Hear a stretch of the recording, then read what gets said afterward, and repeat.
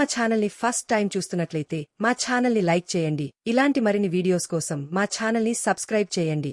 Carrot rice అనేది tempered మరియు స్పైడ్ స్టైర్ fried carrot మిశ్రమంతో కలిపి వండిన అన్నం. ఈ వెజిటబుల్ పులావ్ వంటి ఒక కుండ రైస్ పిలాక్తో దీన్ని తయారు చేయగలిగినప్పటికీ క్యారెట్లు మరియు మూలికలను ఎక్కువగా ఉడికించకుండా డిష్కు ప్రత్యేకమైన రుచులను అందజేస్తుంది కాబట్టి నేను స్లై ఫ్రై పద్ధతిని ఇష్టపడతాను. ఇది ఫ్రైడ్ రైస్ లాగానే ఉంటుంది కానీ ఇక్కడ మనం రైస్ ఫ్రై చేయము మరియు సాస్ ఉపయోగించబడదు. క్యారెట్లు అతిగా ఉడకవని నేను చెప్పినందున ఇది చాలా తేడాను కలిగిస్తుంది. కాబట్టి క్యారెట్ యొక్క తీపి రుచి మరియు క్రంచీ ఆకృతి అలాగే ఉంటుంది. నేను క్యారెట్ రైస్ను మసాలా చేయడానికి ఇండియన్ గరం మసాలాను ఉపయోగిస్తాను.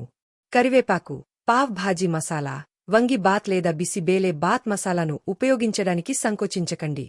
నేను వీటన్నింటితో ఈ రెసిపీని ప్రయత్నించాను. స్పైసియర్ వెర్షన్ కోసం టెంపరింగ్కు పచ్చి మిరపకాయలను జోడించండి మరియు అవసరమైనంత ఎక్కువ కారం పొడిని ఉపయోగించండి. మీ భోజనానికి మరింత ప్రోటీన్ జోడించడానికి మీరు కేవలం ఒక గిన్నెలో 3 గుడ్లను కొట్టండి మరియు అవి పాక్షికంగా పూర్తయిన తర్వాత వేయించిన క్యారెట్లలో పోయాలి. గుడ్లు మెత్తగా ఉడికినంత వరకు ఉడికించాలి. క్యారెట్ రైస్ ఎలా తయారు చేయాలి? 1. రైస్ సిద్ధం. 1 కప్ బియ్యాన్ని కొన్నిసార్లు బాగా కడిగి అల్డెంటే ఉడికించాలి. అన్నం మెత్తగా ఉండకూడదు.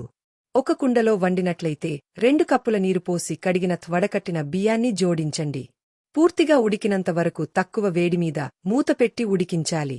నేరుగా ప్రెజర్ కుక్కర్లో వండినట్లయితే 1 విజిల్ కోసం ప్రెజర్ కుక్ చేయండి.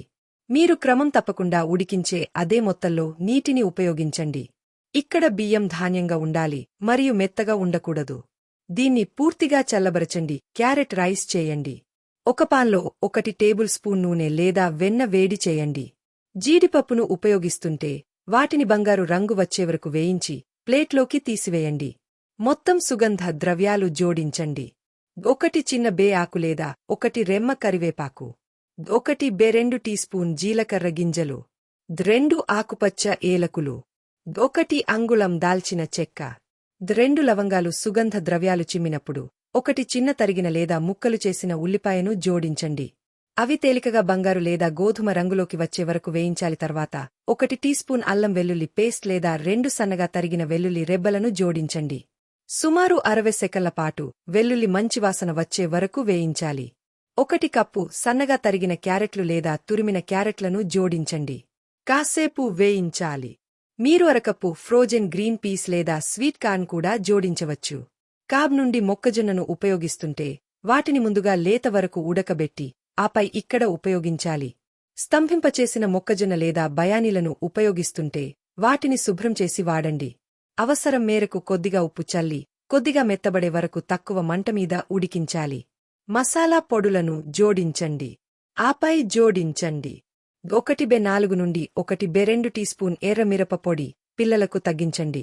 3 by 4 teaspoon garam masala, 2 table స్పూన్లు పుదీనా ఆకులు లేదా కొత్తిమీర ఆకులు సన్నగా తరిగినవి. ప్రతిదీ బాగా కలపండి మరియు 1 నిమిషం పాటు వేయించాలి. 9. పాన్ మూత పెట్టి 1 నుండి 2 నిమిషాలు తక్కువ మంటమీద ఉడికించాలి. ఇది కూరగాయల రుచులను బాగా గ్రహించడానికి సహాయపడుతుంది. మిశ్రమం ఇప్పుడు కొద్దిగా తేమగా ఉంది. ఇది లంచ్ బాక్స్లో కొన్ని గంటలపాటు నిల్వ ఉంచినప్పుడు కూడా బియ్యం పొడిగా మారకుండా చేస్తుంది. స్టవ్ ఆఫ్ చేయండి. ఉడికించిన మరియు చల్లబడిన అన్నం, ఉప్పు, 1 టేబుల్ స్పూన్ నిమ్మరసం చల్లుకోండి. నేను ఈ దశలో కొద్దిగా అదనపు పచ్చి ఆలివ్ నూనెను కూడా ఉపయోగిస్తాను. ప్రతిదీ బాగా కలపండి. రుచి పరీక్ష మరియు అవసరమైనంత ఎక్కువ ఉప్పు లేదా నిమ్మరసం జోడించండి. ఉపయోగిస్తుంటే వేయించిన జీడిపప్పు జోడించండి.